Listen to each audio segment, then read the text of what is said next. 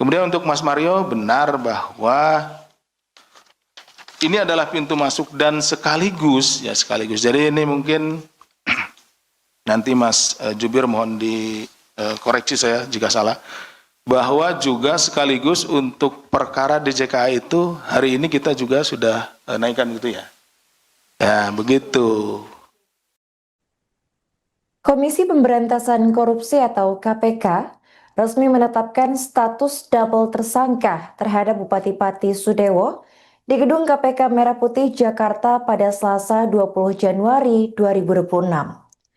Tak hanya terlibat kasus pemerasan terhadap calon perangkat desa di Kabupaten Pati, Sudewo juga resmi berstatus tersangka korupsi proyek Direktorat Jenderal Perkeretaapian atau DJKA Kemenhub. Saat ini perkara tersebut diketahui masih dalam proses pengembangan oleh KPK. Bahkan diketahui jika kasus ini sudah muncul sejak Bupati Pati tersebut duduk di kursi anggota DPR RI.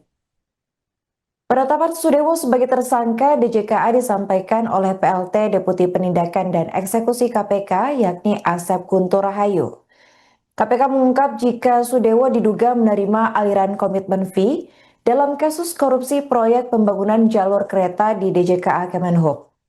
Aliran dana itu diduga ia peroleh saat masih menjabat sebagai anggota DPR RI.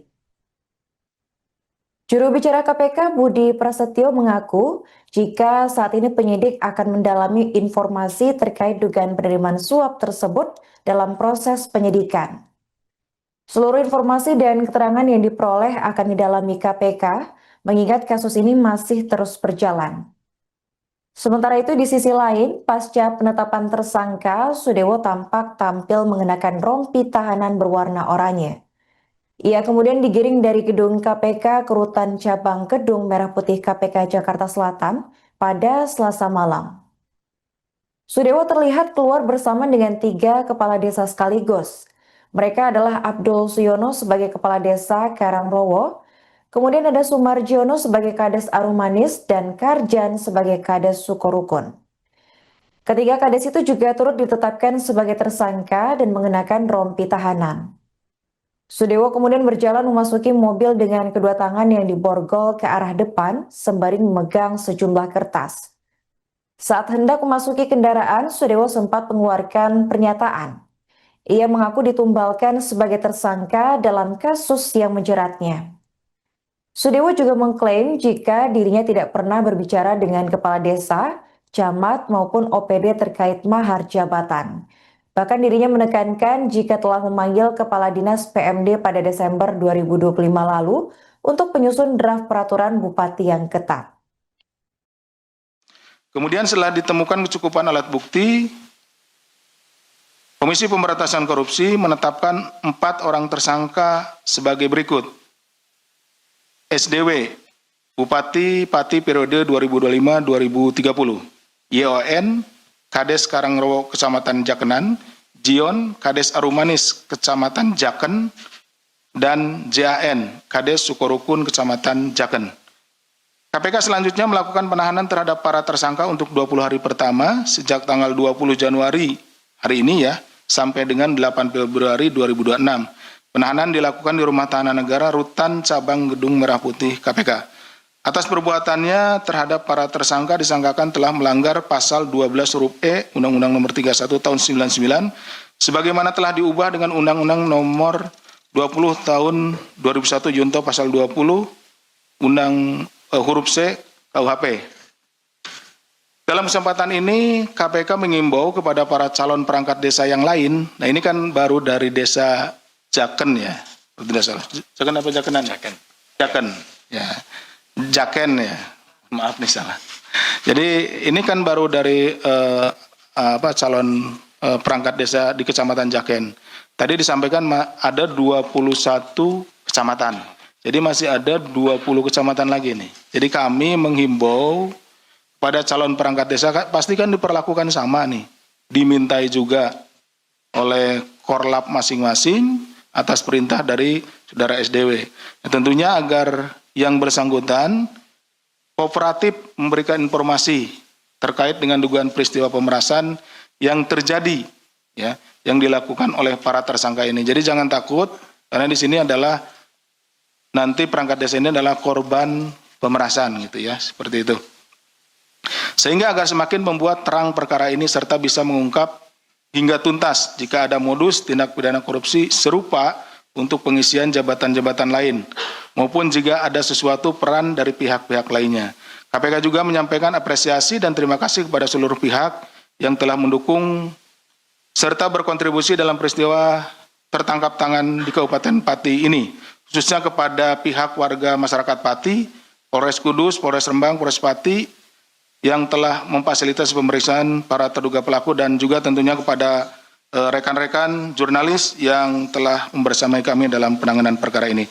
Demikian. Kemudian untuk Mas Mario, benar bahwa ini adalah pintu masuk dan sekaligus. Jadi ini mungkin nanti Mas Jubir mohon dikoreksi saya jika salah. Bahwa juga sekaligus untuk perkara DJKA itu hari ini kita juga sudah naikkan gitu ya. Ya begitu. Jadi sekaligus gitu. Ya ini bukan buat tabungan Mas Jubir nanti nyampaikan gitu ya. Oh, nanti nyampaikan Mas. Ya. 2. Iya. Oke. Gitu. Nanti itu bagian Mas Jubir sebetulnya. Tapi keburu ditanya sama Mas Mario ini, jadi saya mohon maaf ya Mas Jubir ya. Jadi perkara-perkara yang juga ini kan ada putusan sidangnya ya, putusan persidangannya. Jadi sekaligus biar juga tidak diadili 2 kali. Ya nanti untuk persidangannya bisa 1 kali gitu. Ya seperti itu. Jadi Mas Mario. Jadi untuk yang lainnya juga tadi seperti yang disampaikan Mas Rahmat, kalau ada lagi nih, ada lagi disusulkan gitu seperti itu.